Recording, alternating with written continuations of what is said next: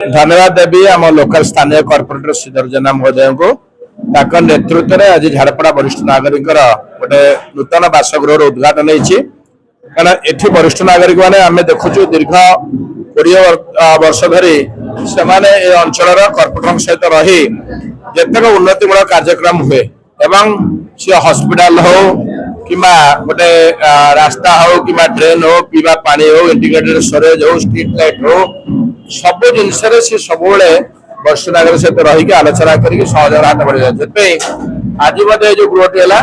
ये वरिष्ठ नागरिक मैंने बसिले ये अंचल उन्नति एवं से जो आवश्यकता अच्छी जहाँ आईनता अच्छी से बाबद आलोचना करें समय अतिबाहित हो पार सब घर रही केते समय मिलला बेले से आसी ये बसिले ये विशेषकर बंधुत्व गोटे हम माने सब जो प्रभ अच्छी friend is a good friend सब भल सांग हो बयस होगला भल सांगटे मिले कथा विशेषकर माँ मैंने अच्छा बापा मैंने अच्छा बहुत बहुत शुभेच्छा बहुत अभिनंदन सहित आम कॉर्पोरेट धन्यवाद दो वरिष्ठ नागरिक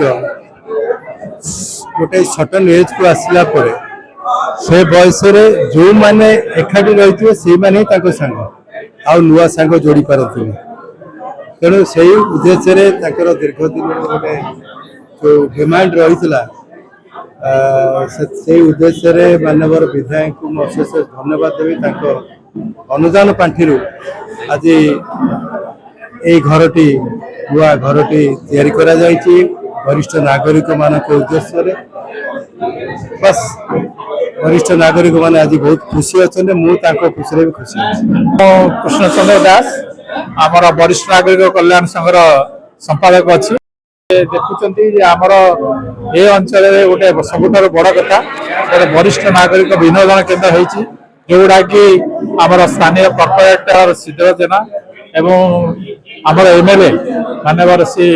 अनंत नारायण जेना सहयोग गोटे आमर विनोद केन्द्र होती ये केन्द्र हवा द्वारा आमर कार्यक्रम बहुत आगू चलो तेणु आम से आमर विधायक एवं कॉर्पोरेट आम चिरकृतज्ञ।